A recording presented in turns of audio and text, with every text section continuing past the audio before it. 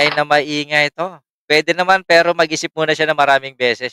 Ito maingay na maingay, yung bembingan sa sa Singapore. Eto, VP Sara naisampahan ng kaso si President Marcos dahil sa sunog kagabi. Kakasuhan niyo. Ito kumakalat kasi 'to, hindi ko ma-verify kung totoo 'to, pero kumakalat ito na gusto daw pakasuhan ni Sara Duterte si BBM dahil sa sunog sa may Malabon nung nakaraan. Ang tanong ko kung papanugutin mo si BBM sa sunog na wala namang kinalaman, dapat kasuhan din si Digong sa nangyari sa Marawi. Kasi pinag-utos ni Duterte yung pambobomba sa Marawi na kung saan nasira yung siyudad. At bakit kailangan pakasuhan ni Sara si BBM, abogado naman si Sara. Bakit hindi na lang siya ang dumirekta na magkaso kay BBM? Ang tanong. Mukhang nakakalimutan yata ni Sara Duterte na may immunity ang pangulo ngayon pangulo hanggang sa 2028. 'Di ba mamupelyasan? Pero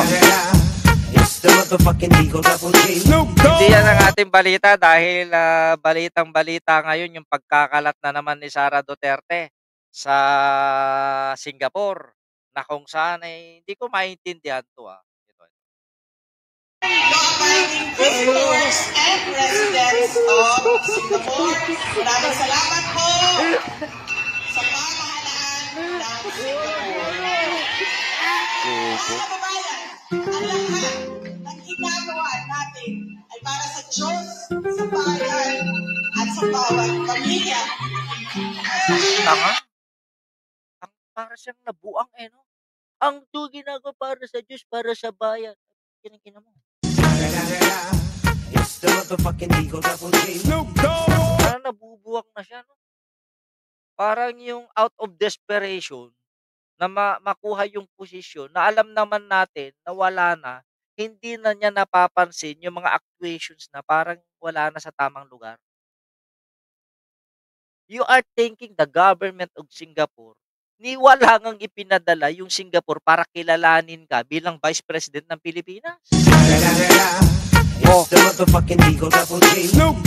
Nagkalat na naman sa Singapore, kumakanta-kanta pa. O isa pa ito. Sa akin pong mga kababayan na domestic household staff, magpakatibay po kayo ng loob, tatagan niyo po at maging matapang kayo sa lahat ng pagsubok na dinadaanan ninyo.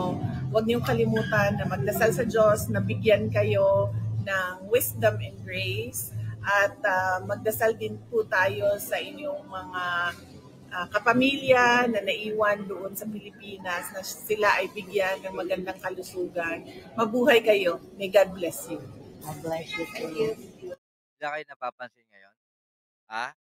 Na tila ang market nila ngayon, ang market nila ngayon yung mga OFW. Pero karamihan naman sa mga OFW, hindi naman naniniwala sa kanila. Ito yung mga pambebembang ng mga meron pala dito si Robin to the rescue. Sherry, Ronald Cortez, hello. To the rescue pala si Loverboy, liver Loverboy na si Robin Padilla. Eto siya, talaga. Ako, eto, pasintabi kung may matatamaan. Parang iba yung pakaramdam mo sa dalawa. Parang there is something between them that it's not ordinary and it's not normal. Alam, parang sinasabi ng aking konsensya na bakit talagang may nangyayaring kakaiba. Kasi may mga bali-balita rin na sa isang hotel lang pala sila. That is a 5-star hotel. Malapit sa, I don't know, it's something Lucky yung pangalan ng hotel na binanggit sa akin. Nasa isang hotel. Magkaiba lang ang kwarto. Kung ikaw ay nachichismis na meron kayong ugnayan, di ba, normally, lalayo ka. halos parehong oras ang check-in, parehong hotel. 'Di ko wala ko di 'wag niyong bigyan ng mali siya 'yun, pero ganyan na naman nangyari sa daig, eh. Ah, kaya lang to the rescue itong si Binoy 'no. Po ay, una, buong puso din nagpapasalamat kay Wow, Vice President Inday Sara Duterte. Sapagkat sa kanya po natin nakikita na ginagawa po niya ang trabaho niya bilang Vice Presidente. Ano po ba yon? Dalawin, ikutin, puntahan ang lahat ng mga OFW sa lahat ng sulok ng mundo. Alam naman po natin na ang ating mga OFW, sila po ang bumubuhay ng ating ekonomiya. Nung ako po ay nasa MoneyGram, ang pinapasok nila ay $35 billion a year. Eh sigurado po ako tumaas pa yan dahil ako po ay nasa MoneyGram noon pa. Kaya ho, kung ano 'yan, ano 'yan, publicity para sa MoneyGram, para paraan si Robin. ang ating Vice Presidente ay pumupunta po dyan at niyayakap ang ating mga kababayan, ibig sabihin, pagpapasalamat po yun. At ganun din po ang mga OFW kapag Puwede rin pagpapasalamat at pangangampanya at the same time, para sa 2028, tama? Oh, yakap din nila ang ating Vice Presidente, yun po ay pagpapasalamat din sa kanila. Siyempre ho, ano ho yan eh, bigayan, yung bang pagmamahalan, no? Nagbibigay ng pag-asa ang ating Vice Presidente. Ganun din ang mga pagbibigayan siguro sa inyong dalawa, pagmamahalan siguro sa inyong dalawa, pero wala kaming kinalaman niyan. Masyado lang po ninyong ginagamit po ang mga OFW para po kayo ay makatakas po sa Pilipinas. Dahil marami pong mata sa Pilipinas at saka alam po natin na sa Singapore ay, puwede kayong magtago at magkulong sa isang kwarto lamang. It's the motherfucking Eagle Double G. OFW, nagbibigay din ng pag-asa sa ating Vice Presidente. Nandyan sila, nandyan ang ating VP. Kaya maraming salamat. Ang sabi ko dito, pagmamahal, sana naman nagbigay ng tulong, hindi lang yung pasyal-pasyal, 'di ba?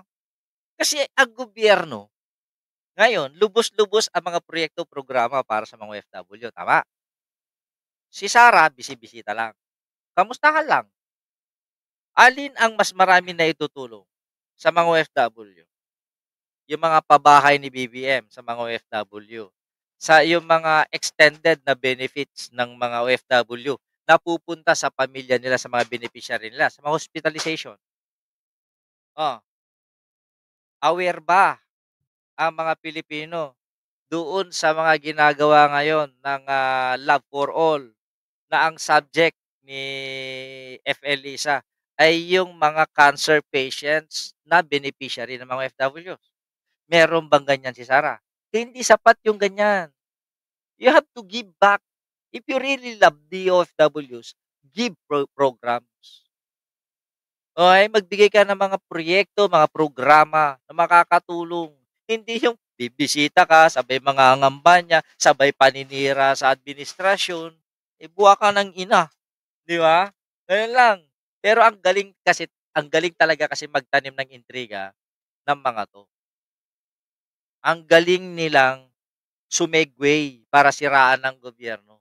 Pero ang maganda lang, wala nang naniniwala sa mga kampo ng mga Duterte dahil paunti-unti na silang nalalagas at nalalaman ng mga tao ang kanilang mga katiwalian nung nakaraan.